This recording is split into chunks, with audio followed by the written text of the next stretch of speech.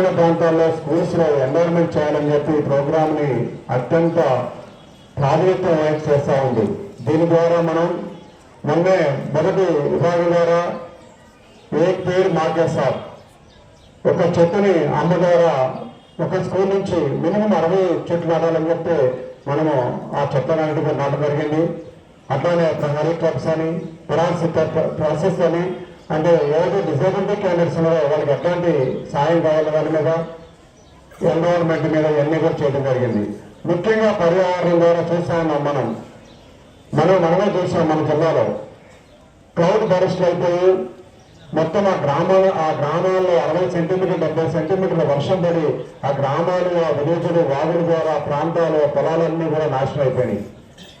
ఎందుకు అవుతున్నాయంటే పర్యావరణం ద్వారా ఇది నష్టం జరుగుతూ ఉంది. దీన్ని నిర్మూలించాలంటే ఏం చేయాలి? ఫస్ట్ మనం ప్లాస్టిక్ని నిర్మూలించాలి. ప్లాస్టిక్ని ఏ విధంగా నిర్మూలించాలంటే మనం ప్లాస్టిక్ బ్యాగులు కానీ ప్లాస్టిక్ వాడటం కానీ నిర్మూలించాలని చెప్పి చెప్తా ఉన్నారు. అలానే సేవ్ ఎనర్జీ, కరెంటుని ఫ్యాన్ని మనం ఎప్పుడు వాడాలో అప్పుడే వాడాలి. ఎలక్ట్రానిక్ బోర్డ్స్ని ఎప్పుడు వాడాలో అప్పుడే వాడితే కరెంటు సేవ్ అయితే మనకి పర్యావరణాన్ని కూడా రక్షించిన వాళ్ళం అవుతాం.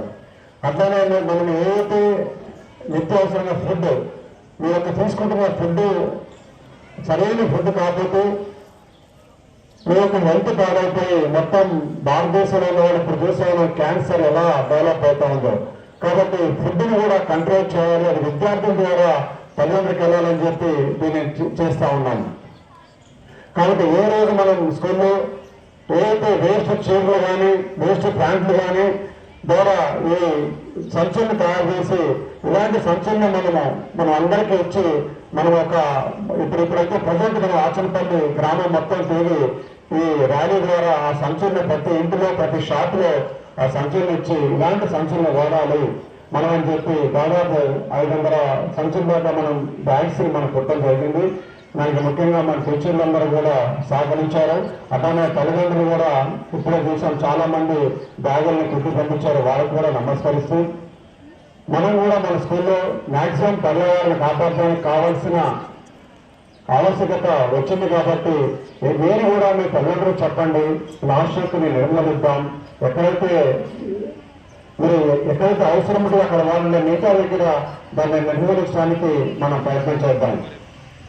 ముఖ్యంగా ఏ చెట్లను నాటడం కూడా కేంద్ర ప్రభుత్వం రాష్ట్ర ప్రభుత్వం ప్రొఫెషన్ తీసుకున్నాయి కాబట్టి చెట్లను కూడా మీరు ఏదోగా మీ దగ్గర ప్లేస్ ఉన్న దగ్గరలో కూడా చెట్లను నాటితే మనం పర్యావరణం రక్షించాలని అవుతాం.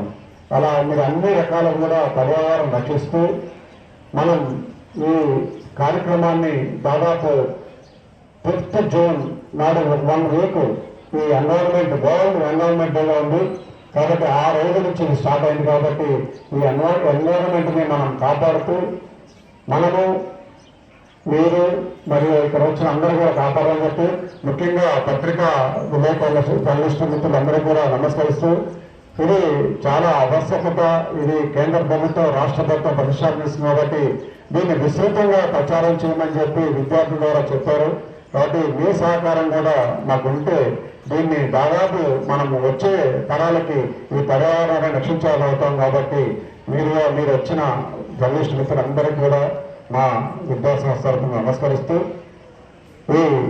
దీన్ని చేయడానికి మా టీచర్లందరూ కూడా దాదాపు వారం నుంచి దాన్ని మిషన్స్ ఇక్కడే పెట్టుకుని వాటికి పాఠశాలలు మా పిల్లలతో తెప్పించి వాళ్ళు కూడా సమకూర్చి ఆ బ్యాగులన్నీ తయారు వాళ్ళకి మనస్ఫూర్తిగా నమస్కరిస్తూ ముఖ్యంగా దీనికి యూట్యూబ్ క్లబ్స్కి ప్రైమరీగా మన స్టూడెంట్ స్వాతి మేడం సెలెక్ట్ అయ్యింది. కాబట్టి ఆమె ద్వారా ఈ యూట్యూబ్ క్లబ్స్ యొక్క మొత్తం ఈ సంవత్సరం అంతా కూడా ఆమె ద్వారా ఈ కార్యక్రమాలు జరుగుతాయి. కాబట్టి స్వాతి మేడంకి మరియు రామారావు సార్కి ఇక్కడ ఉన్న సైన్స్ టీచర్లు మరియు మిగతా టీచర్లు అందరికీ కూడా నా తరఫున నమస్కరిస్తూ ముగిస్తున్నాను. జై